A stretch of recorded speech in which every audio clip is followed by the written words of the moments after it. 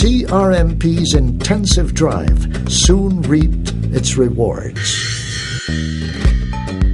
In 2000, a nationwide survey of fisherfolks revealed a high level of awareness of coastal problems and their solutions.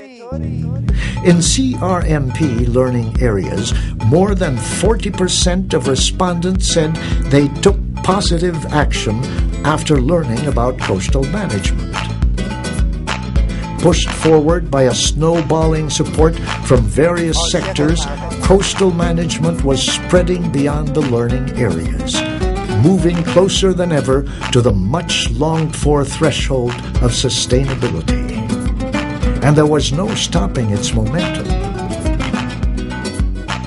Working with other institutions and donor-funded projects, CRMP made remarkable progress in pushing for policy reform, building capacities at all levels of government, refining the implementing systems and tools for coastal management, and promoting their adoption among a network of partners nationwide.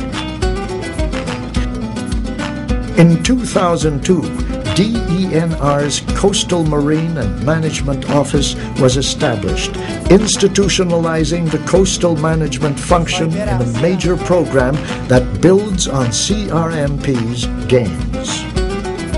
National consultations were held to polish a draft national coastal resource management policy aimed at building on coastal management capacities already developed. Meanwhile, a number of municipalities passed ordinances delineating their municipal waters, officially demarcating their area of management and jurisdiction. A certification system was based on CRMP's coastal management benchmarks, was instituted at the regional level to serve as a roadmap for local governments to evaluate their progress and plan their next steps. Provinces began taking an active role as technical assistance provider in coastal management. And the first two municipalities were awarded a Level 1 certification that signified they had taken all the necessary first steps in managing their coastal resources and sustained these for at least 1 year. By 2003, CRMP's work had scored enough victories with which to build coastal management showcases to highlight successful models in coastal management. Before the year ended, 9 provinces in 5 regions launched their showcases.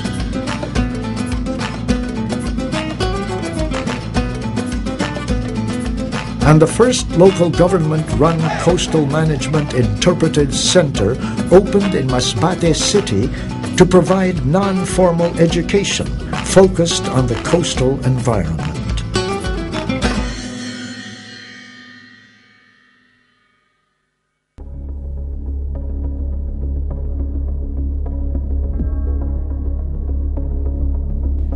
As CRMP came to a close in 2004, it looked back on its accomplishments and saw the beginnings of real sustainable coastal management. Nationally, there was an undeniable increase in awareness of the need for coastal management across all levels of government and among the general public. The adoption of various CRMP guidance documents by relevant national agencies and projects provided a mechanism to harmonize and promote common policies, approaches, and methodologies for coastal management. On the coasts, the signs were even more heartwarming. CRMP assisted 113 local governments, all of whom embarked on a long-term program to manage their coastal resources.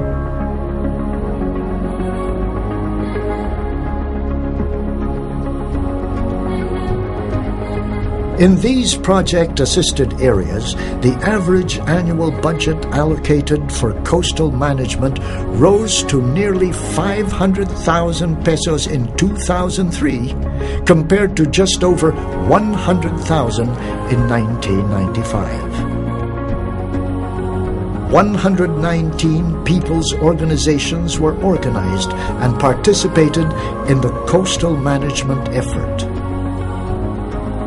More than 3,000 hectares of mangroves were placed under DENR's community-based forest management program, and the number of marine sanctuaries jumped from 26 in 1995 to more than 100 in 2003. With significant improvements in fish abundance within and around the sanctuaries. Social scientists have put forward a critical mass theory which states that a self-reinforcing mechanism emerges when a critical mass 10 to 30% of the targeted population has adopted a particular behavior. Together, the more than 100 local governments that are now known to have embraced coastal management as a priority program for development represent 13% of all coastal governments in the Philippines, with influence on more than 3,500 kilometers, or 18% of the country's coastline. But it is not from these numbers that hope springs out with the greatest certainty. Hope comes more surely from seeing more and more communities and their leaders in government push forward in coastal management. Hope comes from hearing them declare they are in it for the long haul. Hope comes from knowing the country now stands on the threshold of a sustained and effective campaign to win the still raging war for sustainable seas.